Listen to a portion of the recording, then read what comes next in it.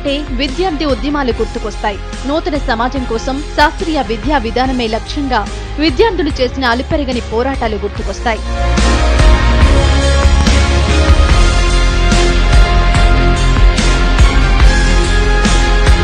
40 ఏళ్ల కిందట ఉస్మానియా విశ్వవిద్యాలయంలో పురుడు పోసుకుంది ప్రగతిశీల ప్రజాస్వామ్య విద్యార్థి సంఘం.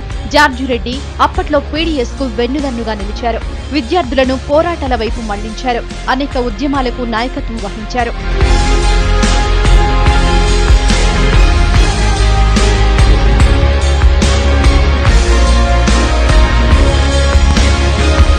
అతి తక్కువ సమయంలోనే పీడీఎస్యు రాష్ట్ర వ్యాప్త ఉద్యమంగా మారింది.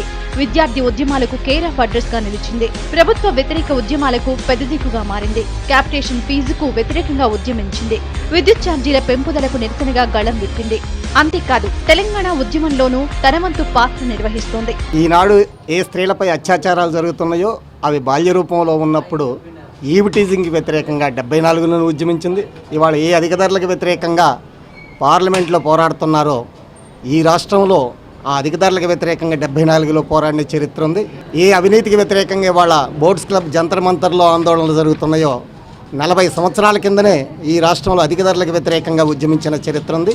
విప్లవ విద్యార్థి విద్యా సంస్థలన్నింటినీ కూడా విప్లవ ప్రాంగణాలుగా మార్చిన చరిత్ర ఉంది. ఒక తరాన్ని విప్లవోత్తేజులను చేసి ఆ తర్వాత రాజకీయాల్లో ప్రభావితులుగా మార్చినటువంటి చరిత్ర కూడా పీడీఎస్ సంస్థకే ఉంది. ముఖ్యంగా ఈ రాష్ట్ర మహాసభలలో ఇప్పటిదాకా విద్యారంగంలో వస్తున్న మార్పులు, దాని మీద మేము చేసిన పోరాటాలు, రాబోయే రోజుల్లో తీసుకోబోయే కర్తవ్యాలు, వీటన్నిటినీ కూడా చర్చించుకొని సమీక్షించుకొని రాబోయే రోజుల్లో పెద్ద ఎత్తున విద్యారంగంలో వస్తున్న మార్పుల మీద, సమస్యల మీద చర్చించి ఆ నిర్ణయాల మీద పోరాటాలు చేయడానికి మేము సిద్ధం కాబోతున్నాం.